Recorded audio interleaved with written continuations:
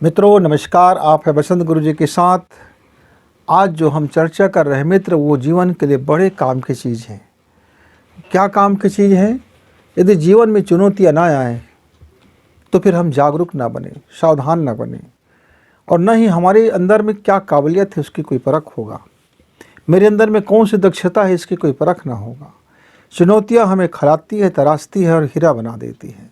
यदि जीवन में चुनौतियाँ ना हों तो हम हो सकते हैं कि एक काले कलूटे कोयले में दब कर रह जाएं मित्रों।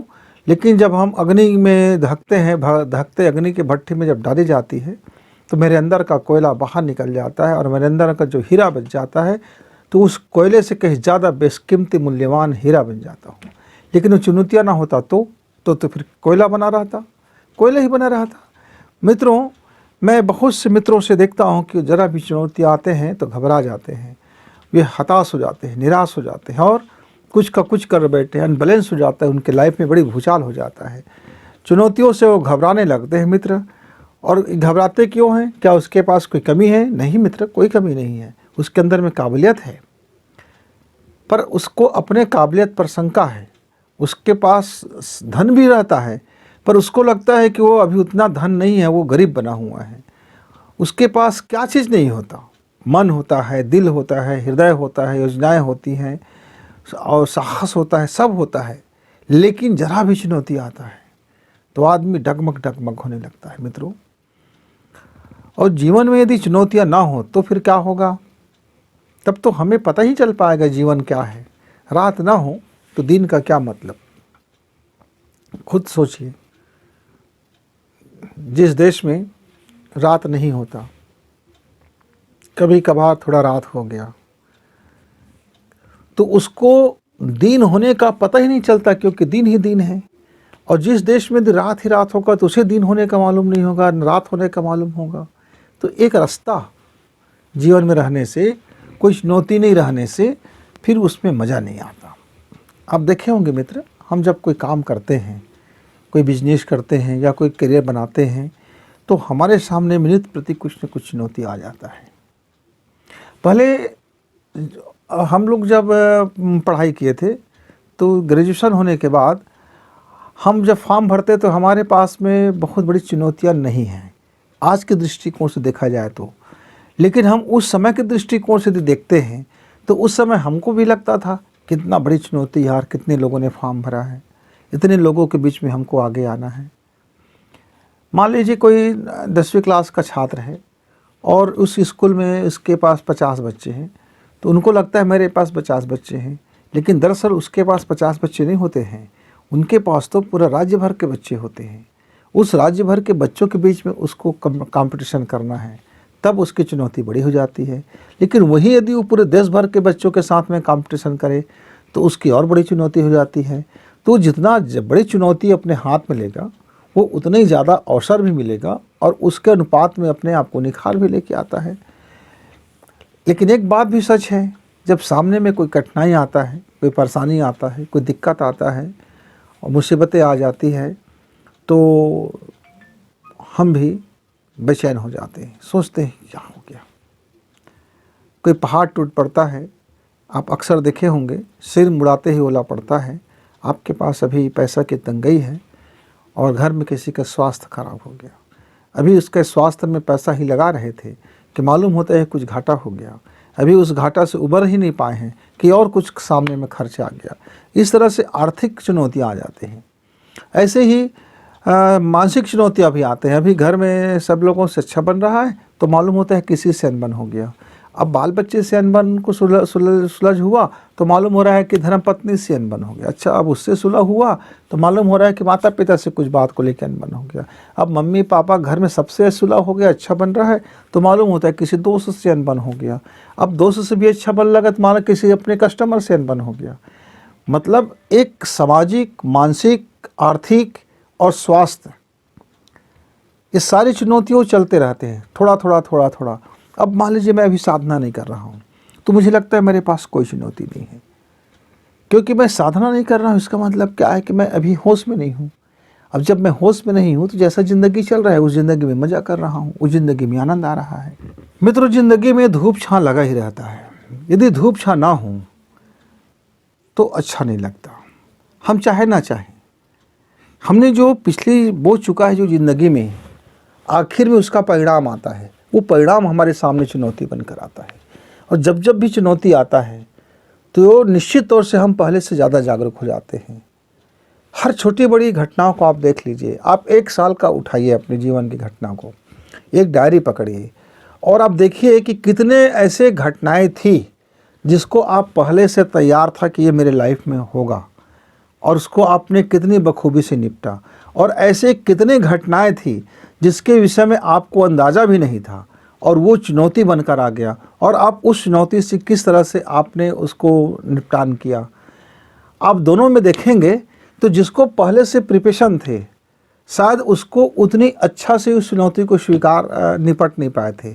लेकिन जो चुनौती अचानक आ गया था, सडनली हो गया था, आपने अपने सूझबूझ से उस चुनौती को बहुत बखूबी ढंग से हैंडल कर लिया था। ये ऐसा क्यों हो जाता है?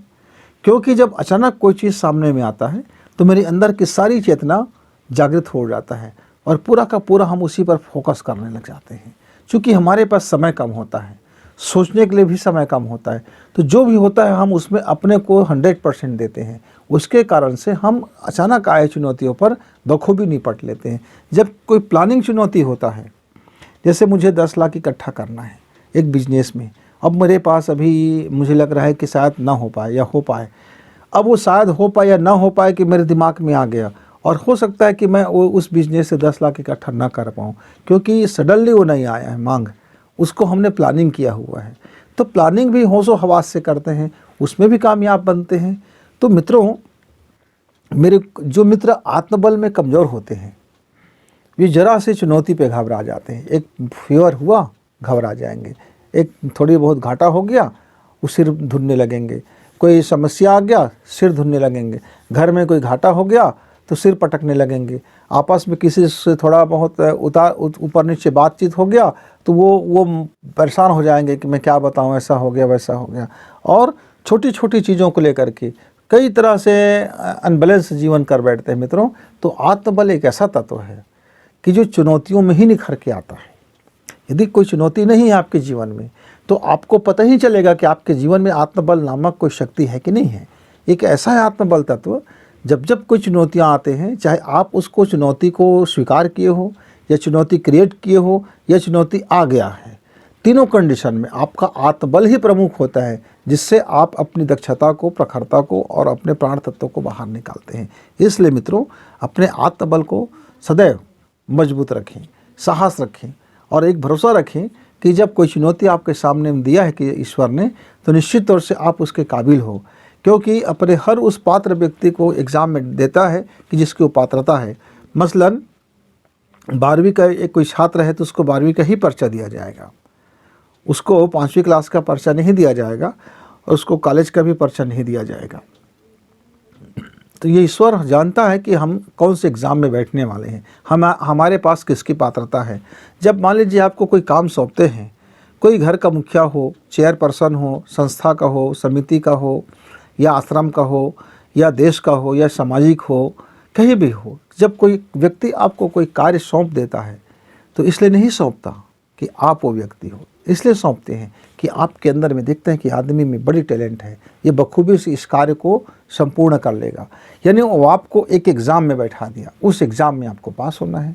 हम कई मित्रों से सुनते हैं कि भाई क्या बताएं, एक जगह वहाँ अश्वमेध हुआ, अश्वमेध का तैयारी करना था, हमने संकल्प तो ले लिया कि अश्वमेध करना है।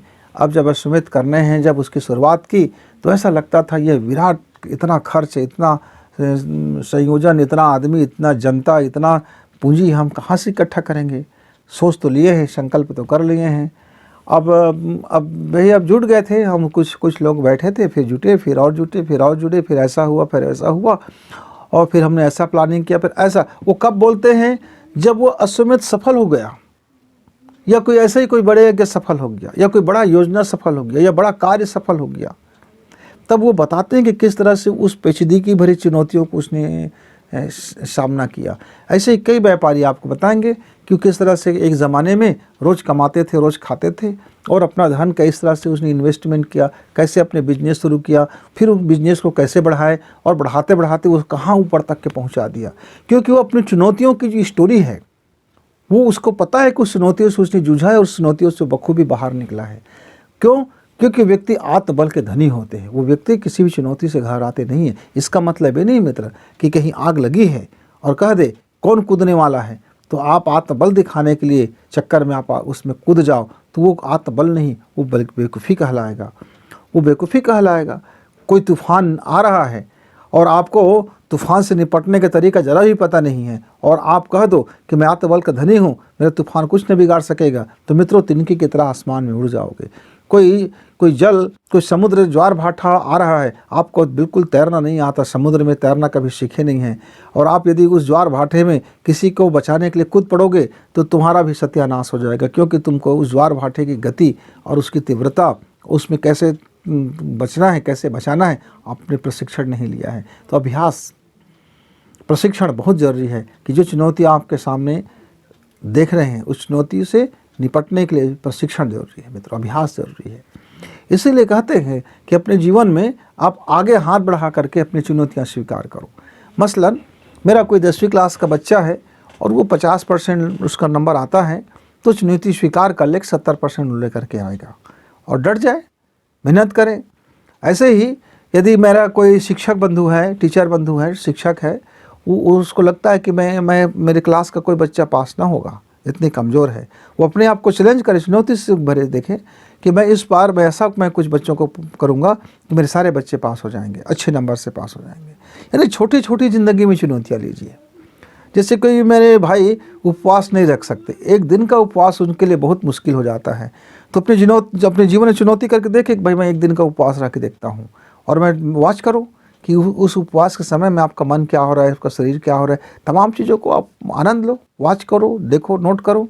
धीरे धीरे फिर आप अलग अलग कार्यों में चुनौती को स्वीकार करना सीख जाएंगे, और जैसे जैसे आप चुनौती स्वीकार करना सीखेंगे तो फिर आपके जीवन में और चुनौतियाँ आएंगे, और उस चुनौती को भी यदि आपने डट के मुकाबला कर लिया तो फिर आपके जीवन में और उससे बड़ा चुनौती आएगा।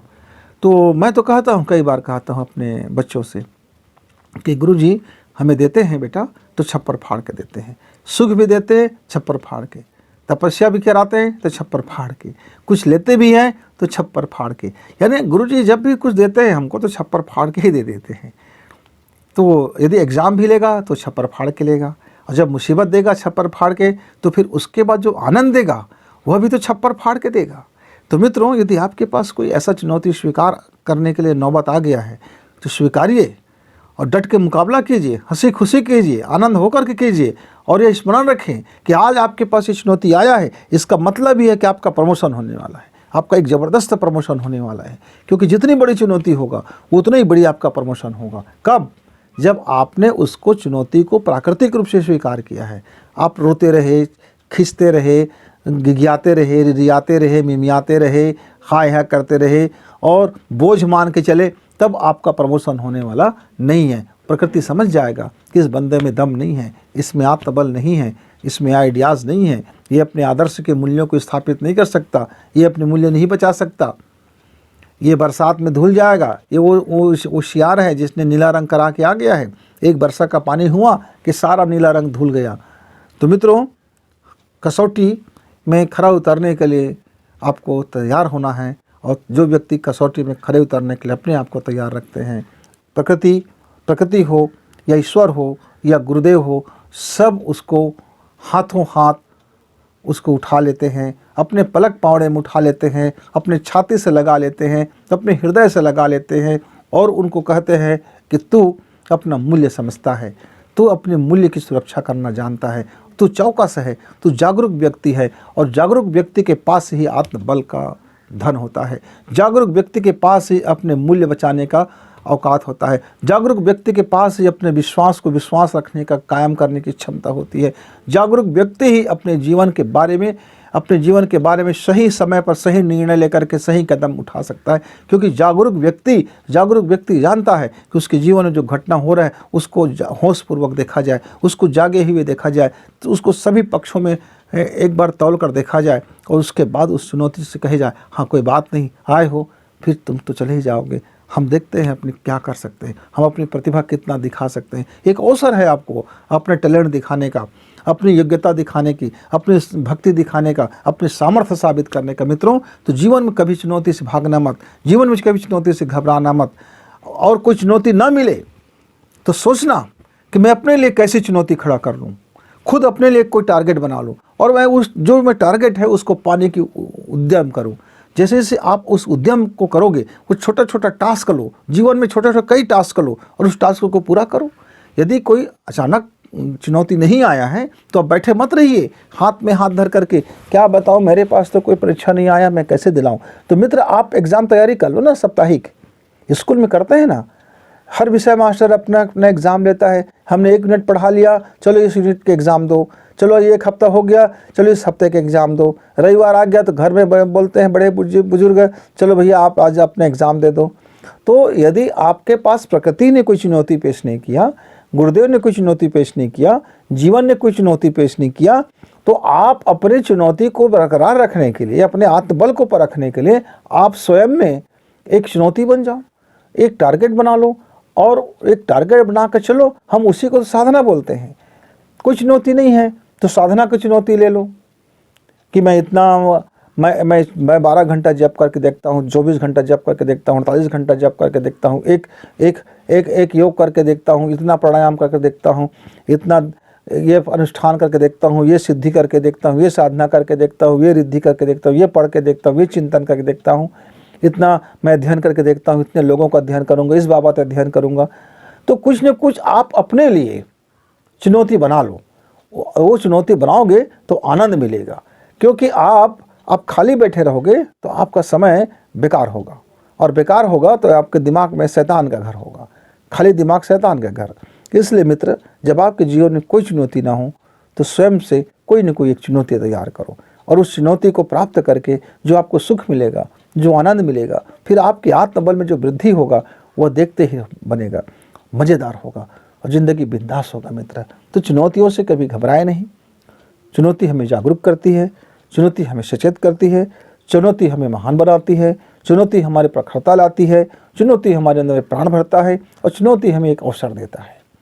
तो आइए चुनौती को चुनौती दें कि आप आए और हम आपको स्वीकार करेंगे, और हम अपने इस चुनौती को सहर्ष स्वीकार करते हैं करके अपने मनोमस्तिष्क को यदि आप बलवती रखते हैं मित्र, तो निस्संदेह कोई भी चुनौती आपको डिगा न सकेगा, कोई भी चुनौती आपको हरा न सकेगा, कोई भी चुनौती आपको मार न सकेगा, कोई भी चुनौती आपको नेस्तनाबूद कर न सकेगा, कोई भी चुनौती आपकी ज़िंदगी में इतना बड़ा नहीं होगा जो आपकी आत्मबल उसे जीत न सके। इसलिए हर चुनौती के आगे अपना आत्मबल है। मित्रों, इसी मंगल कामना के साथ कि हर चुनौती का सामना करने के लिए अपने आत्मबल मजबूत रखें और चुनौती को कहें कि देखते हैं। नमस्कार, धन्यवाद।